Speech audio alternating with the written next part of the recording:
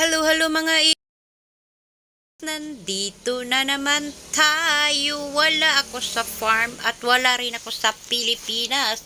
Andito tayo sa USA. Unahan sa Alai. Charot lang. Andito sa ito palang place na ito ay sa USA, United States of America.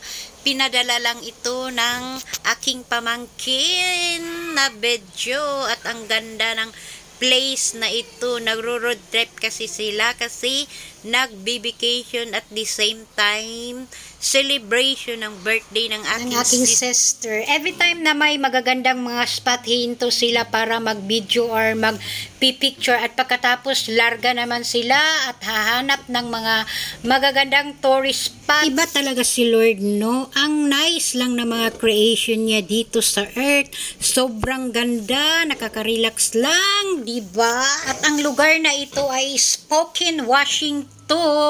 Parang province siguro ito sa Amerika. Kagaya din dito sa atin ang province ay ang dami ding mga bukid na magaganda. Hindi din tayo pahuli sa atin kasi sa Pilipinas dami ding magagandang mga tourist spot. Kaya nga yung ibang mga puti or black na foreigner pumupunta sa Pilipinas kasi ang dami ding magagandang tanawin dito sa atin. Hindi din tayo pahuli, diba? Pero iba din dito sa kanila, ang ganda din. Kaya nangangarap din tayong makapunta dyan. Ewan ko lang kung kailan tayo makapunta dyan.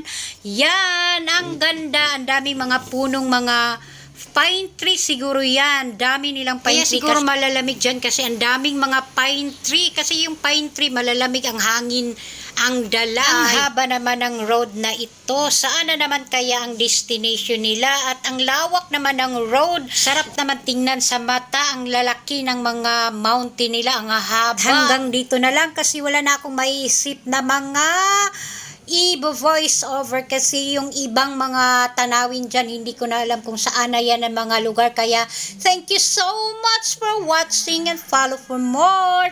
Bye-bye!